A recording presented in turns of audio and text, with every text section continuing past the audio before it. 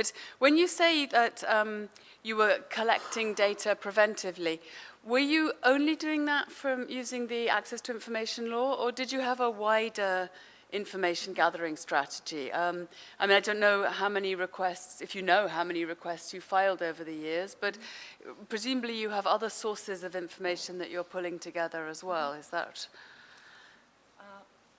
It's a combination. We have a combined strategy. Nowadays, the database has more than 1 million data entries.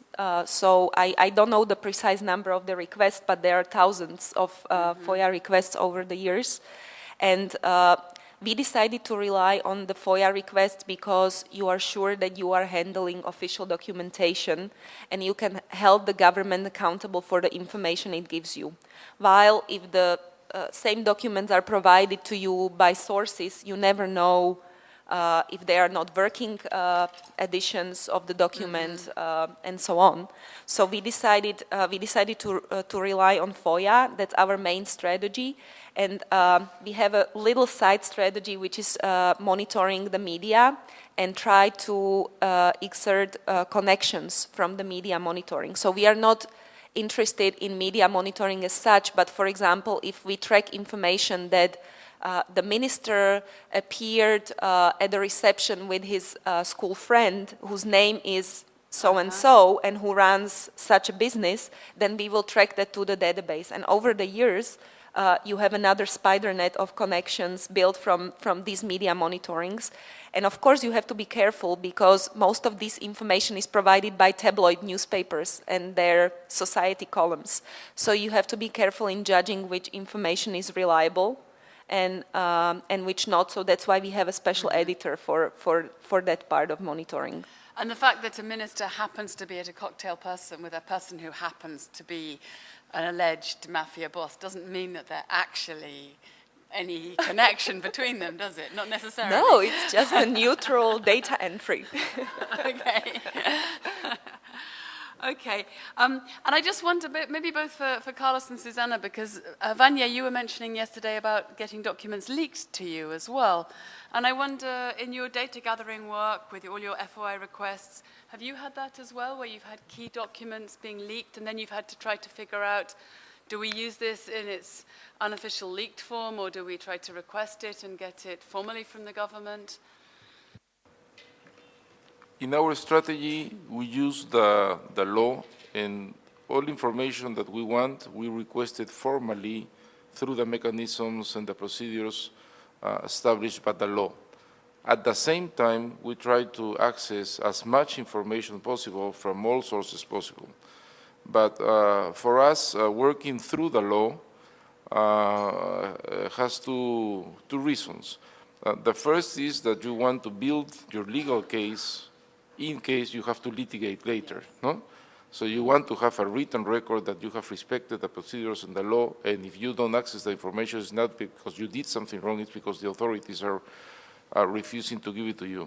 And the second is that we want to build a culture of transparency, and that means that citizens and public officials and authorities have to understand that this should be the normal relation between citizens and the state, no? Now, if that doesn't work, of course, at the same time, we're always trying to double-check the facts and access information through research journalism.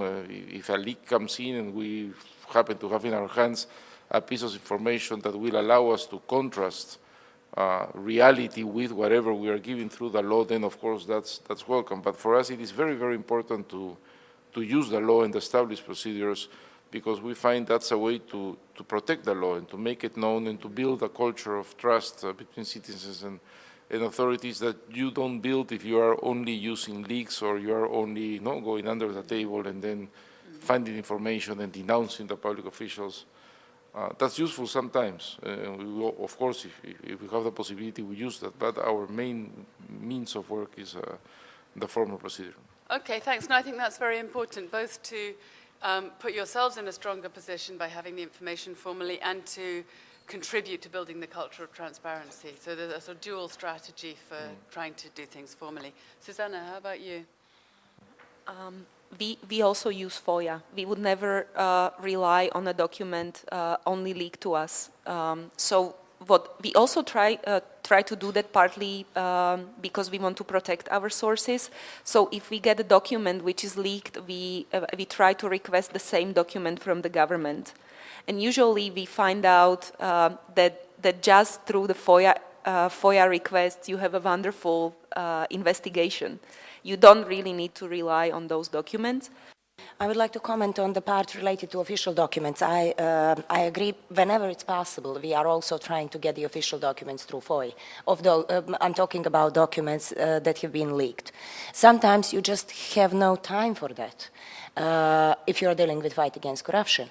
Because if you have the document, which is a copy of a document, which is showing that someone is stealing from the budget, if you go and request information, they are not going to give you information. For sure, you're going to go to the court. Then you're going to wait for several months at the court. Then the court is going to rule in your favor. Then the institution is still going to try to avoid to provide you information. In the meantime, the job is done. So sometimes you just don't have time to wait for the freedom of information procedure to give you the document. So what we are trying to do in those cases, which are exceptional cases, is to say always, this is the document which we received from the source whose identity we have to protect. We are sending it to the police and to the prosecution and let them find out if it's original document. We have a full reason to believe that this is original copy of the original document which is showing corruption. So sometimes, since the procedure is not so efficient, it's really hard to wait for the official documents. But of course, we always ask, even if we start with a case with those unofficial copies, we always ask for the formal version to be released. I just want to say that it's very important also to remember the country differences, and I think that we should really keep in mind that there is no one way how to do things, because for example in Slovakia when a scandal breaks out, then usually the government doesn't want to publish the document through FOIA, through normal FOIA procedure, then the whole country gets mad and the media just put a lot of pressure, so we don't have to wait for the whole procedure. We don't have to wait for courts, but we have to wait maybe a couple of weeks or maybe month or month and a half before document gets published anyway.